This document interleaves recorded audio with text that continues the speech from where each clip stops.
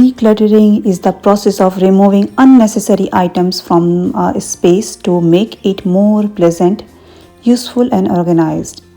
Adopting habits like the one in and one out rules to maintain tidiness. बिस्मिल्लाहिर्रहमानिर्रहीम, अस्सलाम वालेकुम। उम्मीद है और दुआ है आप सब खुश और खैरियत से होंगे। अल्हम्दुलिल्लाह हम सभी खैरियत से। आज की वीडियो में हम बात करेंगे थोड़ी सी डिक्लटरिंग के बारे में। उसके बाद अपने घर को किस तरह से हम प्रिपेयर करें, अपने मील प्रेप को, और कुछ ऐसे टिप्स जो कि हमारी प्रैक्टिकल लाइफ में बहुत यूज़फुल होते हैं। डिक्लटरिंग जो है ना, वो सिर्फ हमारे घर को स्पेस नहीं देता, हमारे रूम को, हमारे घर को साफ़ नहीं करता, बल्कि हमारे माइंड को भी रिफ़्रेश कर देता है। हमारे माइंड में जो है वो पॉजिटिव एनर्जी आती है, जिसकी वजह से हम बहुत सारी अपनी क्रिएटिविटीज़, अपने जो आइडियाज़ हैं, अपने घर को, अपने हर एक काम को ईज़िली कर पाते हैं। स्ट्रेस फ्री होके हमारे अपने काम को ऑर्गेनाइज वे में कर पाते हैं। तो बहुत ज़रूरी है डिक्लटरिंग करना अपने दिल की, अपने घर की। रमज़ान करीब है तो इसकी शुरुआत अब से कर लेना बेहतर है। रजब चल रहा है जो कि बहुत ही मुबारक महीना है। इसमें आप अपनी तैयारी शुरू करते हैं और शाबान में वो एक स्टेप और आगे जाते हैं। फिर रमज़ान में आप उसको पूरी तरह उसका रिज़ल्ट, आप उसके उस स्टेज पे पहुंचते हैं जहां पे आपको फाइनल, एक तरह से कह सकते हैं, आपका एग्ज़ाम चल रहा होता है। तो पहले प्रिपरेशन करनी ज़रूरी है ना। तो बस देखें, हमने अपना डिक्लटर किया अपने क्लोजेट को, अपने कपड़े को, और यहाँ पे नेक्स्ट डे स्कूल खुलने वाला है। तो गवर्नमेंट को भी पता है और कम्युनिटी को भी पता है कि हाँ, अब कल से जो रोड है वो बहुत बिजी होने वाला है। तो हम लोग एक दिन पहले ही अपने जो ट्रीज़ हैं इनको भी क्लटर फ्री कर दें, रोड को क्लटर फ्री कर दें। तो ये लोग भी आ गए थे यहाँ पे क्लीनिंग करने के लिए।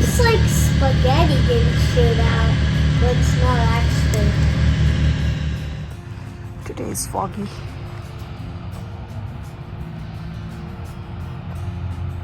बसेस आ रही पर दिख नहीं रहा है। मून देखो,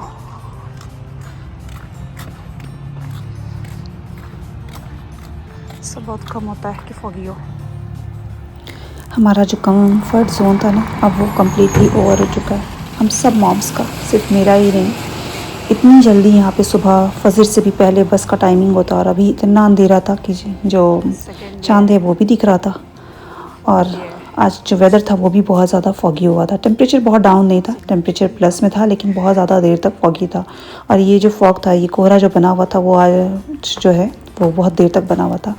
यहाँ पे एक बच्चा आ जाता है तो फिर दूसरे बच्चे की बारी आ जाती है। नूहा को छोड़ के आने के बाद यहाँ पे आते हैं हम, तो फिर किन्ज़ा को रेडी कराते हैं। फिर किन्ज़ा का भी बस का टाइम हो जाता है। इस बीच में अपनी नमाज़ भी पढ़ते हैं, बच्चों को ब्रेकफास्ट दे के नमाज़ पढ़ते हैं। उसके बाद फिर उनका लंच पैक करते हैं रेडी करके। 20 से 25 मिनट के अंदर ही दूसरे बच्चों का, जो इन लोगों का भी बस का टाइम हो जाता है। तो इन लोगों को भी अल्लाह हाफिज़ किया। चले अब आ जाते हैं अपनी बैक टू रूटीन पे। यहाँ पे बच्चों को भेज के हमने एक नज़र इधर उधर ली और थोड़ा सा अपने को रिफ़्रेश कर लेते हैं। ये जो वक्त होता है, ये खुद को एनर्जी देने के लिए और ख़ुद को अच्छा सा दिन का स्टार्ट करने के लिए बहुत ज़्यादा ज़रूरी होता है मेरे लिए। इस हवा में आके अपने आप को हम फ्रेश हो लेते हैं और सारा जो है मेरा दिन भर के लिए एनर्जी मिल जाती है। चले अब आ जाते हैं बैक टू रूटीन। ये है हमारा संडे रीसेट का डे था ये, जिस दिन हमने सारी प्रिपरेशन की थी बैक टू स्कूल से पहले। स्कूल खुलना था बच्चों का 6 से, और हमने ये 4th संडे का दिन था जिस दिन हमने ये प्रिपरेशन की थी। हमने सुबह में ही ब्रेकफास्ट ही हमने नहीं किया था, उससे पहले ही हमने यहाँ पे जो है अपनी मील प्रेप स्टार्ट कर ली थी। यहाँ पे हम कप केक और केक बनाने के लिए हमने ये सारी चीज़ें, और रात में ही हमने डिफ्रॉस्ट होने के लिए यहाँ पे कबाब बनाने के लिए और बच्चों के लंच के लिए चिकन को, बोनलेस चिकन और कीमा निकाल के रख लिया था। और चने की दाल को हमने सोख करके उठने के साथ ही रख लिया था, और बीन्स को भी हमने नाइट टाइम में ही सोख करके रख लिया था। यहाँ पे 3 कप हमने बीन्स को सोख किया था, जो कि हम मील प्रेप में भी हमारे काम आएगी। पूरे वीक की जो है हमारी मील प्रेप हो जाती है। ये कभी भी बच्चों को लंच में बीन्स चाहिए या कुछ भी, तो हमारे पास एक हेल्दी ऑप्शन होता है जिसे कि हम बना के फ्रीज़ कर लेते हैं। पहले हमने अपनी कॉफ़ी को कम्प्लीट इंजॉय किया, 2 मिनट बैठ के रिलैक्स किया। उसके बाद हम आ गए यहाँ पे कपकेक पहले बनाने के लिए। तो कपकेक के लिए हमने यहाँ पे 3 एग्स, इसे भी हमने रात में ही निकाल के रख दिया था ताकि हमें मॉर्निंग में उसे रूम टेम्परेचर में लाने में ज़्यादा वक्त ना लगे। तो यहाँ पे हमने एग को यहाँ पे ले लिया था बाउल में और इसको हमने बीट से हैंड ब्लेंडर के साथ बीट करके अच्छा सा केक बनाने के लिए हमने इसका यूज़ किया। और हमने ऑल पर्पज़ फ्लावर को भी नाइट टाइम में ही मेज़र करके रख लिया था। यहाँ पे 3 कप हमने ऑल पर्पज़ फ्लावर भी लिया था, जिससे कि हम स्ट्रेन करके यहाँ पे ले लेंगे। पहले एग को बीट किया था चीनी के साथ में, शुगर और एग बीट किया था, ऑयल भी एक बीट कर लिया था और उसमें पहले वेट और फिर ड्राई इंग्रेडिएंट को मिक्स करके आई थिंक सभी को बहुत ही अच्छी तरह आता होगा वनीला कपकेक बनाना। तो हम इजीली जो है वनीला कपकेक का जो बैटर है वो तैयार कर रहे हैं। अब यहाँ पे हमने जो फ्लावर था उसे स्ट्रेन करके ले लिया था और फिर इसको हमने थोड़ा सा मिल्क से भी, हम इसे मिल्क हम पहले भी ऐड कर सकते थे पर हमने मिल्क यहाँ पे गलती की, हमने बाद में ऐड किया। बाद में इसे हम मिक्स कर लेंगे और बस हल्के हाथों से इसे मिक्स करना है, ओवर मिक्सिंग नहीं करनी होती है। सारी चीज़ें जो है वो रूम टेम्परेचर की चाहिए होती है बेकिंग में। यहाँ पे वनीला भी हमने ऐड करके वनीला वाले जो मफ़िन्स हैं वो रेडी कर लिए थे। इस तरह से हमने जो ट्रे है वो उसको पहले से ग्रीस करके रेडी करके रखा हुआ था और एक ट्रे और जो पीछे रखा है वह वेट कर रहा है, उसमें बनेगा फ्रूट केक। हम जब भी इस तरह से वनीला का कपकेक बनाते हैं तो उसके साथ ही हम अपना फ्रूट केक भी रेडी कर लेते हैं। और उसी मिक्सचर से हमने यहाँ पे बच्चों के लिए ब्रेकफास्ट के लिए वॉफल भी बना दिए थे। और यहाँ पे थोड़े से फ्रूट्स को कट करके, ब्लूबेरी मेरे पास फ्रोज़न था वो लिया और थोड़े से नट्स, आलमंड और कैश्यू वो भी नीचे डाल के इसको हमने नीचे एक लेयर लगा दी थी और उसके ऊपर हमने हल्का सा सिनेमन पाउडर स्प्रेड कर दिया था। और यहाँ पे हमारा जो वॉफल है वो भी तैयार हो गया था बच्चों के लंच ब्रेकफास्ट के लिए। बच्चों को ब्रेकफास्ट दिया, फिर उसके बाद जितना भी बचा बैटर उस सारे बैटर को हमने यहाँ पे इस केक में हमने इस पैन में ऐड कर लिया था और उसमें भी हमने थोड़ा सा सिनेमन पाउडर और ऐड कर लिया था ताकि वो अच्छा सा उसमें फ्लेवर आ जाए। और ऊपर से हमने इस तरह से इसमें आलमंड से इसको डेकोरेट करके इसको भी बेक करने के लिए रख दिया। इतनी देर में हमारा जो मफ़िन है, चॉकलेट चिप्स इसमें बेटी ने ऐड कर दिए थे तो वो तैयार हो गया था। इसको चेक किया, ये हो गया था, तो इसको हम टॉवल से कवर करके रख देंगे। यहाँ पे हमारे दोनों केक जो है वो बेक हो गए थे। मॉर्निंग में ब्रेकफास्ट के साथ साथ ये हमारे केक भी बन गए थे।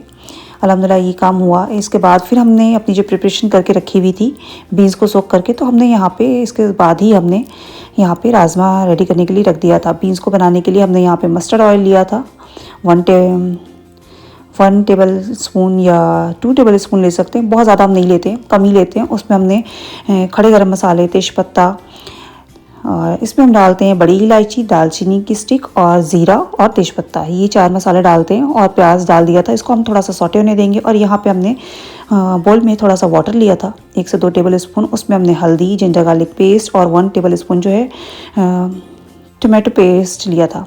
जब प्याज अच्छी तरह से थोड़ा सा गोल्डन ब्राउन हो गया तो उसमें हमने ये सारे स्पाइसेस ऐड कर लिए। साथ में हम इसमें ऐड करेंगे टोमेटो भी और थोड़ा सा सॉल्ट को हमने पूरा एक साथ नहीं डाला। हमने यहाँ पे जब मसाला अच्छी तरह भून जाएगा बीन्स डालने के बाद फिर हम ऐड करेंगे। यहाँ पे हमने ग्रीन चिली का ऐड किया है 5 से 6, आप जितना भी टेस्ट के अकॉर्डिंग डाल सकते हैं, चाहे तो रेड चिली पाउडर भी डाल सकते हैं, पर हम रेड चिली पाउडर का यूज़ नहीं करते क्योंकि हम इसे थोड़ा सा बच्चों के लिए और अपने लिए सूप जैसा बनाते हैं।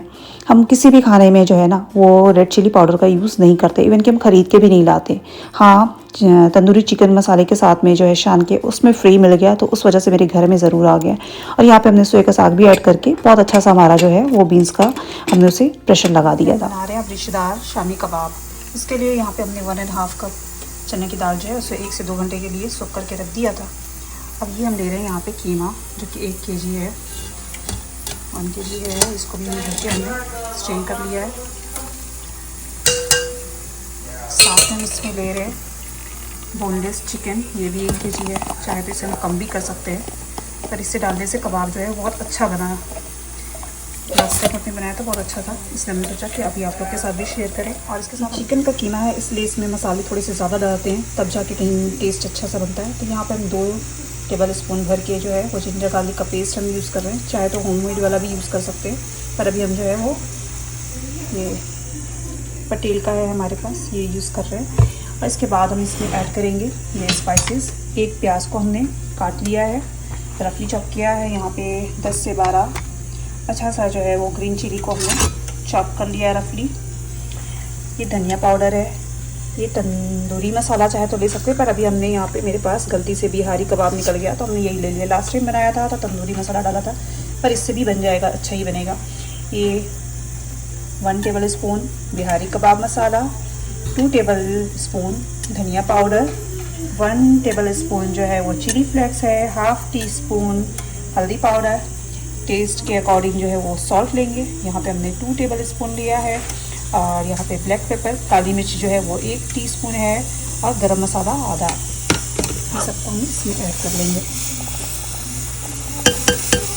यहाँ पे सारी चीज़ें हमने ऐड कर ली है। अब इसको हम मिक्स कर देंगे। मिक्स करके प्रेशर लगा देंगे। इसे 5 से 6 अच्छी सी विसल आने देंगे। उसके बाद हम इसमें लो फ्लेम पे इसको छोड़ देंगे गलने के लिए। यहाँ पे पानी कम लग रहा था तो हमने पानी इसमें और ऐड करना है ताकि हमारा कबाब जो है वो लगे ना नीचे।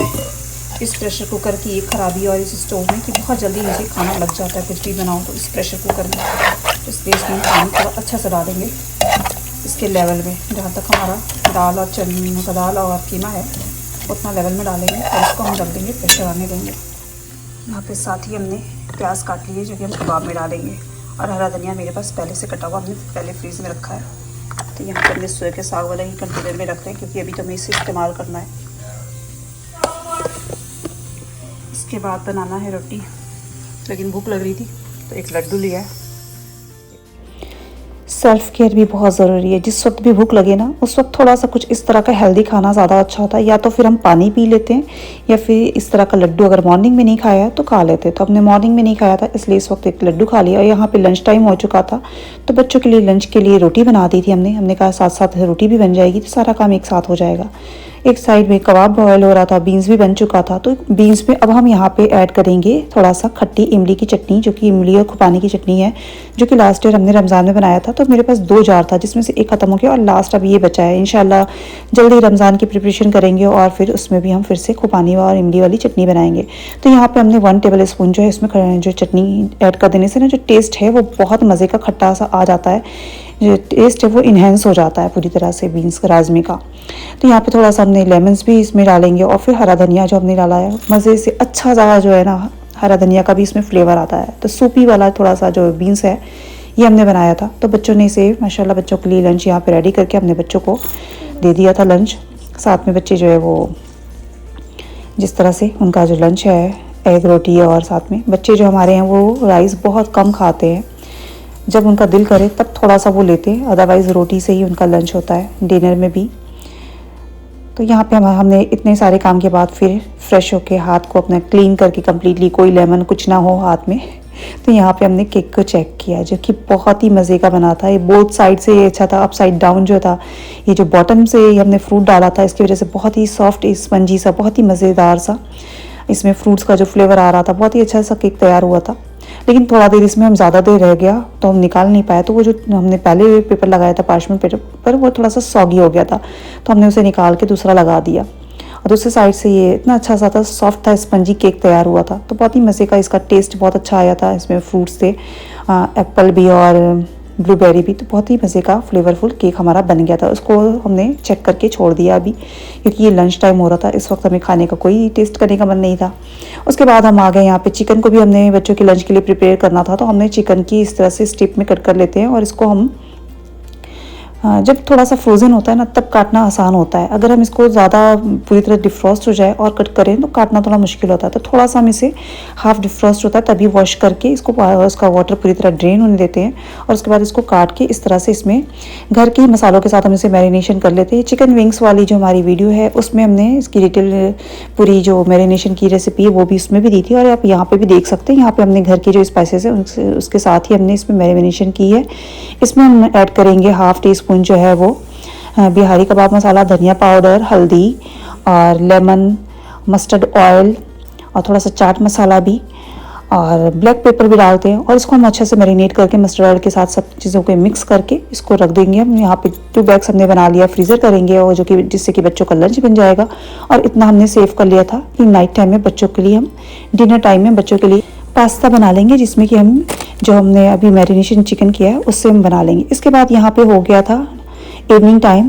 तो साथ साथ हमने यहाँ पे ये जो हमने शामी कबाब को बॉईल करके रखा था। अब इसकी हमें मेन काम जो है, इसमें सबसे ज़्यादा जो टाइम लगता है ना, इसका पानी सुखाने जलाने में लगता है, इसकी भुनाई में लगता है। तो इसको बराबर चलाते रहना पड़ता है, अदरवाइज़ ये नीचे लग जाता है और जल जाता है तो टेस्ट फिर कबाब का ख़राब हो सकता है। और इस स्टोव पे तो और भी ज़्यादा। तो बस यहाँ पे हमने इसको इसकी बुनाई करते गए। साथ साथ हम और भी प्रिपरेशन, जो हमने बीन्स बनाया था और हमने जितने भी दिन भर में सारे डिशेस हमारे थे वो सारे वॉश करने के बाद हम इस काम में लगे थे कबाब की बुनाई करने में। तो यहाँ पे हमारे जो बीन्स हैं ये ठंडे हो गए थे, तो इस तरह से हमने इसको इस कंटेनर्स में रख लिए। जो ग्लास कंटेनर में, इसे हम फ्रीज में रखेंगे रेफ्रिजरेटर में, और जो प्लास्टिक वाले कंटेनर है उसे हम रखेंगे डीप फ्रीज़र में। तो इस तरह से हमारा 2-3 डेज़ के लिए, इन 1 वीक हम इसे यूज़ कर लेंगे। चाहे तो इसे हम मंथ भी रख के यूज़ कर सकते। अब यहाँ पे हो गया था डिनर टाइम, तो यहाँ पे हमारा जो कबाब है वो हमने ड्राई कर लिया था।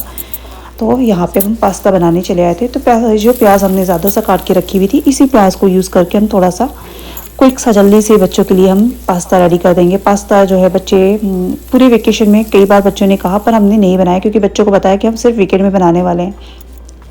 इवन की छुट्टी में भी हमने उनको ऐसा नहीं किया कि हाँ वीकडेज़ में उन्हें दे दें। अगर हम एक बार दे देंगे ना वीकडेज़ में, तो वो नेक्स्ट टाइम फिर डिमांड करेंगे। तो इसलिए हमने फिक्स किया हुआ है कि वीकेंड पे ही पास्ता बनेगा सिर्फ। तो यहाँ पे वो बनाया, और बेटी हमारी जो है वो नहीं खाना पसंद करती पास्ता, तो उसके लिए 1 पीस चिकन का जो लेफ्ट ओवर था वो उसके डिनर के लिए इनफ था। तो उसके लिए हमने वो उसको दे दिया था, रोटी के साथ या पिज़्ज़ा के साथ किसी एक स्लाइस के साथ दे दिया था। तो उसका डिनर हो गया था उससे। और यहाँ पे पास्ता बनाया, साथ में फिर कबाब भी हमने, ये अब नेक्स्ट डे क्लिप है कि हमने कबाब बना के फ्रीज़ कर लिए थे। और यहाँ पे रोज़े का टाइम हो गया था, तो यहाँ पे हमने इस तरह से अपना सारा कुछ प्रिपेयर कर लिया था। जो हमारा कबाब है ये बना के हमने फ्रीज़ भी कर लिया। तो बहुत अच्छा सा ये कबाब बन गया। ये शामी कबाब अगर आपके फ्रीज़ में है ना, चाहे वो ऑथेंटिक रेसिपी वाला हो या फिर इस तरह का रिश्तेदार वाला, ये सुपर वर्सेटाइल है। आई होप मेरी जो आज की शेयरिंग है इसे आप लोगों ने पसंद किया होगा। Thanks for watching, take care, अल्लाह हाफिज़।